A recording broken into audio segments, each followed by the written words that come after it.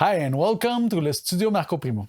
Today is a great day for the studio. I'm changing my interface from a RME Fireface 800 to a RME UFX.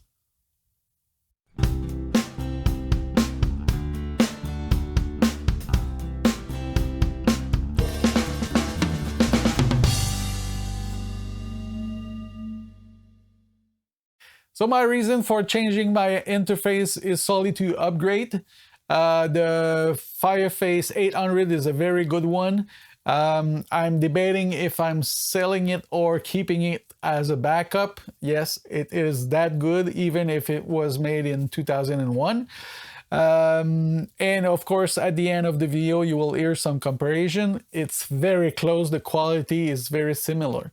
But of course, the UFX gives you a few more options, namely the DSP chip, which gives you reverb, delays, and of course, on each channel, you get an EQ and a compressor. So that'll be a good thing for the headphone mix. The musician will get a better mix when they are performing, so sometimes it's more inspiring that way. And there's a few differences in the ports, and so we'll discuss that a bit later. So let's start with the unboxing, and after that I'm gonna explain each ports and what I'm using or not. Okay.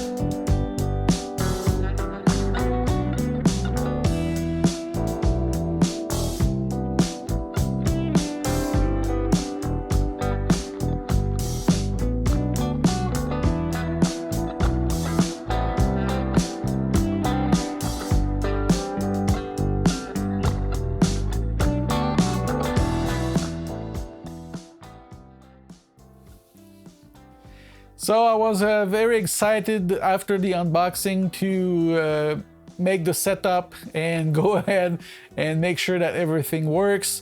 I thought at first I would record a bit as a standalone and show you how, but there's many videos about that, so I'll let you search a bit to find them. So let's go with how I use it and each ports and everything. Let's dive in. All right, this is my new setup. I'm gonna take time to explain how I use the UFX, all the inputs and outputs and etc.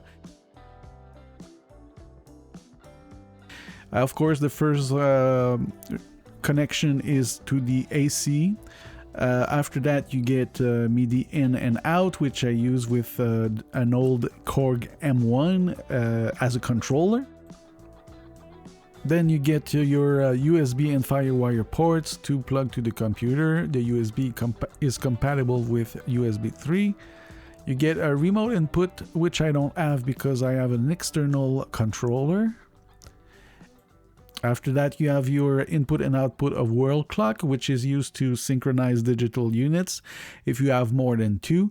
Otherwise, if you only have two, you can use ADAT or AES ports to sync. And then the ADAT ports, which can give you 16 input outputs in 44 kilohertz and of course 8 at 96 kilohertz. Then the AES inputs outputs, which I use with the Mytech converter and which I plug my two LA610. I'm using the last outputs to send to my headphone amplifier with the ATH pack from Audio-Technica. I keep the output 3 and 4 for reamping, either with the radial or other units. Output 1 and 2 are the main outputs for the monitors, which are the Yamahas. And then all the inputs 1 to 8 are used with some Focusrite ISA preamps, which are my favorite ones for drums and many other sources. The UFX gives you 4 inputs: mic, line, and instrument inputs. I'm using one to record what you hear right now. And then you get 2 outputs for headphones. And then an extra MIDI in and out, which I use with customer. The USB port is used to put a USB drive and make some recording offline without a computer. After that, you see all the controls, volumes, and all the settings that you can use as a standalone version. All right, time to compare before and after the Fireface 800 and the UFX. So before I change and install everything with the UFX, I took care of recording an improvisation of drum, bass, and acoustic guitars. So we were going to compare before and after. I did not change anything between the swap of the interface. So all the gains, all the microphone, nothing changed places. So it should give you an accurate difference. So let's see.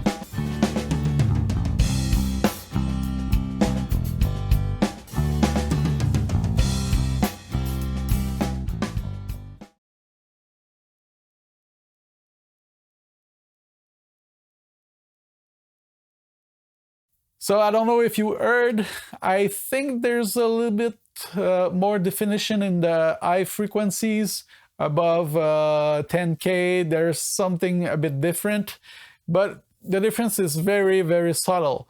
So one would say, why change between the 800 and the UFX? Of course, I discussed the differences before.